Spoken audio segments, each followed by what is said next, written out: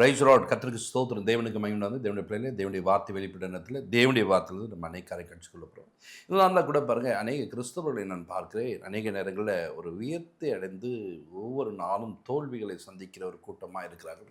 அந்த தோல்விகளை சந்திக்கும் போது நான் ஏன் வாழணும், நான் எதுக்கு இந்த வாழ்க்கை அப்படின்றது கொண்டு வராங்க. காலையில் ஒருவர் பேசும்போது பார்த்திங்கன்னா, நல்லா படித்த ஒரு மனிதன், அந்த படித்த மனிதன் பாருங்கள், தன்னுடைய வாழ்க்கை வாழ எனக்கு பிடிக்கல, என் மனைவி என் கூட இல்லை, என்னால் வாழ முடியல. அப்போ சொன்னேன், ஆலயத்துக்கு போவீங்களான்னு கேட்டேன். நான் ஆலயத்துக்கெல்லாம் போவேன். பைபிள்லாம் படிப்பீங்களா? இன்றைக்கி கூட 8 அதிகாரம் படிச்சிருக்கேன் அப்படின்னாரு. 8 அதிகாரம் படிக்கிறாராம். படிக்கிற ஒரு மனிதனுக்கு தேவனுடைய உறவை பற்றி தெரியவில்லை, தேவன் எப்படியாப்பட்டவர் அப்படின்ட்டு. நான் இப்போ சொன்னேன், ஐயா நான் கூட பேசியிருக்கும்போது கையில் நான் மருந்து வச்சுருக்கேன், குடிச்சிட்டு நான் சாக போகிறேன்.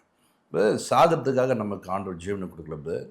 பிரச்சனைக்கு நடுவில் வாழ கற்றுக்கொள்ள வேண்டும். இயேசு நமக்காக ஜீவனை கொடுத்திருக்கிறார்.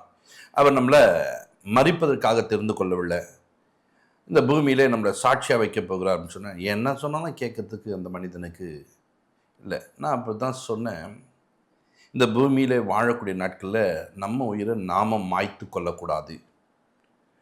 தேவன் நமக்கு கொடுத்த நாட்டுக்கு வரைக்கும் நான் அந்த பூமியில் சாட்சியாக வாழ வேண்டும். தேவன் தான் நம்மளை தெரிந்து கொண்டார் அப்படின்னு சொல்லும்போது அவர் காது கொடுத்தே கேட்கல. இல்லை பாஸ்டர், நீங்கள் எது வேணாலும் சொல்லுங்கள், எனக்கு ஆண்டு ஒரு நன்மையும் செய்யலை, ஒன்றும் பண்ணல அப்படின்ட்டு. இப்படி விரக்தி அடைந்த மனிதர்கள் மத்தியில் வேதத்தில் நீங்கள் பார்ப்பீங்கன்னு சொன்னால், இப்படி விரக்தி அடைந்தவர்கள் நிறைய பேர் இருக்கிறாங்க.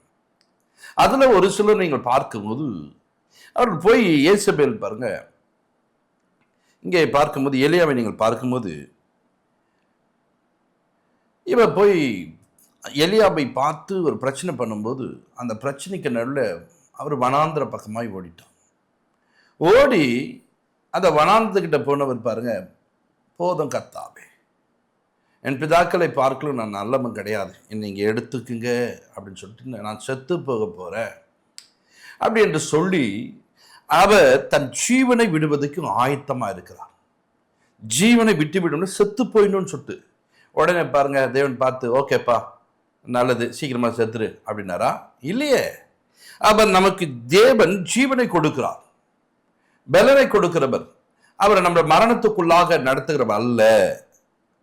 பாருங்க, அந்த மனிதன் விரைத்தடைந்து கிடக்கிறான்னு சொல்லிட்டு அந்த மனிதனுக்கு வேண்டிய ஆகாரங்களை கொடுத்து, தண்ணீரை கொடுத்து அந்த மனிதனை எழும்ப செய்கிறார். மறிக்க வேண்டும் என்று அமர்ந்திருக்கிற மனிதனை எழும்ப செய்கிற ஒரு தேவன் இருக்கிறார்.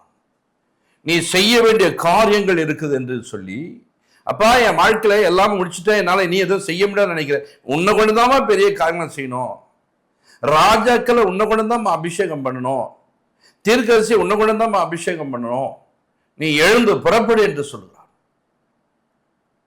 இன்றைக்கு நிறைய பேர் இப்படியாப்பட்ட காரியங்கள் தெரியாமல் இயேசுவை போல நம்முடைய வாழ்க்கையில தொனிக்கிற வார்த்தைகள், இயேசுபேல் பேசினா பார்த்தீங்கன்னா, அந்த வார்த்தை தொனித்தனால தான் அவர் அப்படி போயிட்டார்.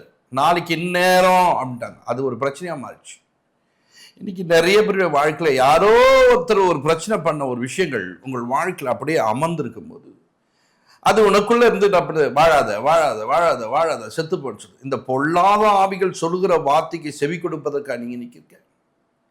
நம்முடைய தேவன் பாருங்க, பரிதபிக்கக்கூடிய தேவனா இருக்கிறார். அவர் பரிதபிப்பார். உன் வாழ்க்கை ஒரு பிரச்சனை வருமானால் அவர் பார்த்துட்டு சும்மா இருக்கிறல்ல, உனக்காக பரிதபிப்பார், உனக்கு உதவி செய்ய வருவார், உன் தேவையை சந்திக்க வருவார். இன்னைக்கு போதும் போதும் முடிஞ்சுடுங்க அப்படின்னா, போதும் சரிப்பா வாழுது போதும் அப்படி இல்லைப்பா, உன்னை வாழ வைக்கிற தெய்வம். அப்போ இந்த மனிதனுக்கு நான் எடுத்து சொல்லி சத்தியங்களை சொன்னாலும் அந்த மனிதன் ஏற்றுக்கொள்ள, அந்த மனிதனுக்கு என்ன பண்ணல, மனம் பொருந்தவில்லை.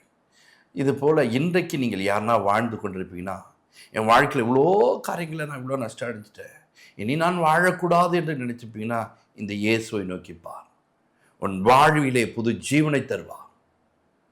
உன்னை மறிக்க வைக்கிற தேவன் அல்ல, உனக்கு ஜீவனை கொடுத்து உன்னை சுற்றிலும் இருக்கிற மனிதர் முன்பாக நீ வெட்கப்பட்டனா இல்லாதபடிக்கு உன் வெட்கத்தை நீக்கி உன்னை வாழ வைக்கிற ஒரு தெய்வம் இருக்கிறார். உன் வாழ்க்கை தரத்தை இந்த நாளிலே மாற்றக்கூடிய ஒரு தேவன் இருக்கிறார். வேதத்தில் இன்னொரு மனிதனை, யோனா என்ற ஒரு மனிதனை பாருங்க, அந்த மனிதரை ஆண்டவர் பண்ணுறது நினைவுக்கு போகிறோம். இவர் பார்த்தீங்கன்னா நான் இங்கே போக மாட்டேன், நான் தர்சிஷுக்கு போகிறேன்னு சொல்லிட்டு ஏறிட்டார் பாடுங்க. இவர் ஏறி பாட்னு இவர் பாட்னு போகணுன்னு சொல்லிட்டு போயிட்டார். ஆண்டு விட்டாரா? அங்கே பாருங்க விடவில்லை. அப்போ பார்த்தோன்னே இவர் சொல்லிட்டாரு, ஆண்டவரே நீங்கள் இப்படிலாம் பண்ணுவீங்க எனக்கு நல்லா தெரியும், நான் அதுக்கு தான் சொன்னேன் முன்னமே, என் ஜீவனை நீங்கள் எடுத்துக்குங்க, நான் உயிரோடு இருக்கிறவங்கள பார்க்கலாம் நல்லதில்லை. யோனால பார்த்தீங்கன்னா 4ஆம் அதிகாரம் 3ஆம் வசனத்தில் நீங்கள் பார்த்தீங்கன்னா என்னை எடுத்துங்கப்பான்றாரு. ஏன் அப்படின்னா திரும்ப பாருங்க 8ஆம் வசனம் அதை சொல்லுவார், எடுத்துக்குங்க. ஏன்னா நான் வாழ பிடிக்கல, எனக்கு வாழ பிடிக்கலன்னு சொன்ன ஒரு மனுஷனை வைத்து தான் வாழ வைக்கிற ஒரு தெய்வமா இருக்கிறார். ஒரு தீர்க்கதரிசிங்க தேவனால் பயன்படுத்துறவங்க இவருடைய வாழ்க்கையில பிரச்சனை வரும்போது இவர்களால் தாங்க முடியாத ஒரு சூழ்நிலை. அப்ப நான் எப்படி இருப்பேங்க? கவனிச்சிங்களா? என் வாழ்க்கை எப்படி போதுங்க? கவனிங்க, இந்த தீர்க்கதரிசி இவர்களை வாழ வைத்த ஒரு தேவன் என்னையும் வாழ வைக்க வல்லவராக இருக்கிறார். என்னுடைய வாழ்க்கையும் அவர் மாற்றக்கூடிய தேவன், என் வாழ்விலே அவர் அற்புதம் செய்கிறவர். யோசித்துப்பார். இன்றைக்கு வாழ்க்கையில நீ எதை கண்டு தோல்வி அடைந்து, கடனா, வேற ஏதாவது பாரங்களா, வியாதிகளா, குடும்ப சூழ்நிலை மாறி போயிடுச்சா? கலங்காத, உனக்கு ஒரு தேவன் இருக்கிறார். அவர் உனக்காக பரிதபிக்கக்கூடிய ஒரு தேவனா இருக்கிறார். இந்த யோனா நான் செத்து போக வேண்டும் சொல்லும் போது இந்த யோனாவுக்கு ஒரு புரிய வைக்கிறதுக்காகவே தேவன் பண்ணணுமா? அது நினைவே பட்டணத்துக்குள்ள போனோடனே ஒரு ஆம்னகு செடி முளைத்தது. அந்த செடி பக்கத்தில் உட்காந்து நிழல்ல இருந்தார். அது பாருங்க ஒரே நாளில் டப்புன்னு பட்டு போயிடுச்சு. ஒரு புழு வச்சு கடகடக்குன்னு கொண்டு போயிடுச்சு எல்லாத்தையும். அவருக்கு ரொம்பவே போயிடுச்சு. இன்னாண்டவரே இப்படி ஒரு செடி இருந்துச்சு, அழகாக நிழலில் உட்கார்ந்தேன், இப்படி பண்ணிட்டீங்களான்றவன். எப்பா நீ நடவே இல்லை, அதுக்கு நீர் பாய்ச்சவே இல்லை, அதுக்காக நீ பரிதபிக்கும் போது வலது கைக்கும் இடது கைக்கும் வித்தியாசம் தெரியாத 1,20,000 பேருக்காக நான் பரிதபிக்க மாட்டேனோ? அப்போ மனிதர்கள் சாவதை தேவன் விரும்பவில்லை, மனிதர்கள் அழிவதை தேவன் விரும்பவில்லை. கவர்மெண்ட் பாருங்க, நம்முடைய இந்திய கவர்மெண்ட் நீங்க பாருங்க, ஒரு மனிதன் பாருங்க ஒரு தீவுல அவதிப்படுவான் என்று சொன்னால் அவனுக்காக பாருங்க ஹெலிகாப்டர் எடுத்துன்னு போறாங்க. ஏங்க அவ்வளவு பெரிய ஆளாக அவனுக்கு போயிட்டு அப்படி தேடுறாங்க? இல்லைங்க, கவர்மெண்ட் அப்படி விடாதுங்க. ஒரு மனிதன் சாகத்தை விட மாட்டாங்க. ஒரு குழிக்குள்ள விழுந்துட்டான்னு வச்சுங்க, 15 தேடி வருது, அதுல ஒரு 20-30 பேர் இறங்கி அதை என்ன பண்றாங்க, வேலை பார்த்து அவனை எப்படியாச்சும் தூக்கி எடுக்கிறாங்க. ஒரு குழந்தை பாருங்க, சின்ன குழந்தை ஒரு ஆழ்குழாய் கிணற்றுல விழுந்துச்சுன்னா சரி பரவாயில்லைங்க, குழந்தைங்க, ஏங்க அது நல்ல வேலைங்க, பெரிய ஆளுக்கு எதுவுமே வரலங்க, பரவாயில்லங்க மூடுங்க அப்படின்னு சொல்லிட்டு மூடலங்க. அந்த குழந்தைக்காக போராடி அதற்காக பிரயாசப்பட்டு பாருங்க என்னென்ன கருவிகளை பயன்படுத்தி அந்த குழந்தையை மீட்டெடுப்பது கவர்மெண்ட்டுடைய வேலை. நம்முடைய இந்திய கவர்மெண்ட், தமிழ்நாடு அரசு இப்படியெல்லாம் பிரயாசப்படும் என்று சொன்னால், தேவனுடைய பிள்ளைகளே, உன்னையும் என்னையும் உண்டாக்கின ஒரு தேவன், உனக்காக ஜீவனை கொடுத்த ஒரு தேவன், உன்னை ரட்சித்து உன்னை குறித்து ஒரு பெரிய திட்டம் வைத்திருக்க ஒரு தேவன் உன்னை சாக விட்டுருவாரா? உன்னை சாவதற்கு தான் தெரிந்து கொண்டாரா? நீயோ அநேக தரம் நான் செத்து போனா நல்லா இருக்கும், எனக்கு ஒரு சாவு வர மாட்டேங்குது சொல்லினே இருக்குதான் அவங்க வேலை. இந்த கால வேலை தேவ பிள்ளைகளே, உன் வாழ்க்கையில் அப்படியாப்பட்ட வார்த்தைகள் ஏற்படுமானால் அந்த வார்த்தை கொண்டு வர ஆவியை இப்பொழுது கடிந்து கொள். எனக்கு ஒரு தேவன் இருக்கிறார், அவர் என்னை வாழ வைப்பார், அவர் எனக்கு ஜீவனை கொடுப்பார், இந்த பூமியிலே நான் சாட்சியாய் வாழ்வேன், அவர் என்னை சாட்சியாய் நிறுத்துவார், என்னை சாட்சிக்குரியவனாய் மாற்றுவார் என்று நீ என்ன பண்ணும்? தேவனோடு கூட நெருங்க கற்றுக்கொள்ள வேண்டும். தேவனிடத்தில் இவங்க நெருங்கினாங்க, கர்த்தர் உங்களை கொண்டு பெரிய காரியங்களை செய்கிறார். நீ நெருங்கும் போதுதான் கர்த்தர் உன்னை கொண்டு ஒரு பெரிய காரியம். யோபு இருந்தார். இந்த யோபு என்ற ஒரு பக்தன் பாருங்க, தேவனுக்கு பிரியமானவர், தேவன் அவரை குறித்து சாட்சி சொல்கிறார். சாத்தானுடைய வாழ்க்கையில இடைப்பட்டு 10 பிள்ளைகளும் காலி பண்ணிட்டாங்க, 10 பிள்ளையும் செத்து போயிடுச்சு, ஆடு மாடுகள் எல்லாம் செத்து போயிடுச்சு, எல்லாமே இல்லாமல் போயிடுச்சு. இப்போ உச்சந்தலை தொடங்கி உள்ளங்கால் மட்டும் கொடிய பருக்கள், அப்படியே அவருடைய காலத்தில் அப்படியே போயிட்டு இருக்கிறாரு. முதல் அதிகாரம் 2ஆம் அதிகாரம்லாம் போகும்போது என்ன அப்படி இப்படின்னு சமாளிச்சு போயிட்டார். இந்த 10ஆம் அதிகாரம் முதல் வசனத்துலாம் வந்தோனையும் அவர் சொல்றாரு, நான் ஏன் பிறந்தேன், எனக்கு ஏன் இப்படிப்பட்ட ஒரு வாழ்க்கை, நான் பிறவாது இருந்தா நலமா இருக்குமே, செத்து போன நல்லா இருக்குமே. பார்த்தீங்களா, தன்னுடைய வாழ்க்கையில எவ்வளோ விரக்தி அடைந்து பேசுகிறார். உடனே பாருங்க யோபு சாகட்சிப்பட்டாரா? நான் உங்கள் முன்பாக காண்பிக்கிற ஒவ்வொருவரும் சாக வேண்டும் நினைத்தவர்களை கர்த்தர் சாதிக்க வைத்தார். அவர்களை நம்மளுக்கு முன்மாதிரியா வைத்திருக்கிறார். இன்றைக்கு மரணத்துக்கு நேராய் நடத்தப்பட வேண்டும், மரணம் வராதா என்று எதிர்பார்த்து கொண்டு எங்கேயோ போற ஒரு காரியங்களை உன் வாழ்க்கைக்குள்ள வரணும்னு சொல்லிட்டு எதிர்பார்க்காது. தேவனுக்கு ஜீவனை கொடுத்திருக்கிறார். அந்த ஜீவனை அடைந்தவர்கள் நீங்கள், அந்த ஜீவனுக்குரியவர்கள் நீங்கள். அந்த ஜீவன் உடையவனாய் வாழ வேண்டும். இன்றைக்கு உங்கள் வாழ்க்கை எப்படி மரணத்துக்கு தான் நடத்தப்படும் போது, ஏன் ஆண்டவரே அவன்லாம் நல்லா இருக்கான், இவன் நல்லா இருக்கான், அவனை பார்க்காதங்க. உன் வாழ்க்கையை பாரு, உன் வாழ்க்கையில நீ என்ன பண்ணினுங்கன்னு பாரு. ஏன் உன்னை இப்படியாப்பட்ட மரணத்தின் ஆவி ஆட்கொள்ளுது, ஏன் உன் வாய் இப்படிப்பட்ட வார்த்தைகளை பேசுதுன்னு பாரு. நீ இப்போ எந்த இடத்துல இருக்கிறன்னு பாரு. யோபு பாருங்க, இப்படி புலம்பிக் கொண்டு இருக்கிற ஒரு மனிதனுடைய வாழ்க்கையில கர்த்தர் அவனுடைய சிறையிருப்பை திருப்பினாராம். அப்ப எங்க இருந்தா யோபு சிறைக்குள்ள இருந்தான். சிறைக்குள்ள இருந்ததுனாலதான் யோபு என்ன பண்ணிட்டாங்க தெரியுமா? அந்த சாத்தான் என்ன நினைக்கிறோம் அதெல்லாம் செஞ்சிட்டான். 10 பிள்ளையும் போச்சு, ஆடு மாடெல்லாம் போச்சு. முதல்ல சிறைக்கு வெளியே இருந்தாரு, எல்லாமே இவருக்குரிய இருந்துச்சு. சிறைக்குள்ள போட்டோன்னு எல்லாமே இவருக்கு இல்லாம போயிடுச்சு.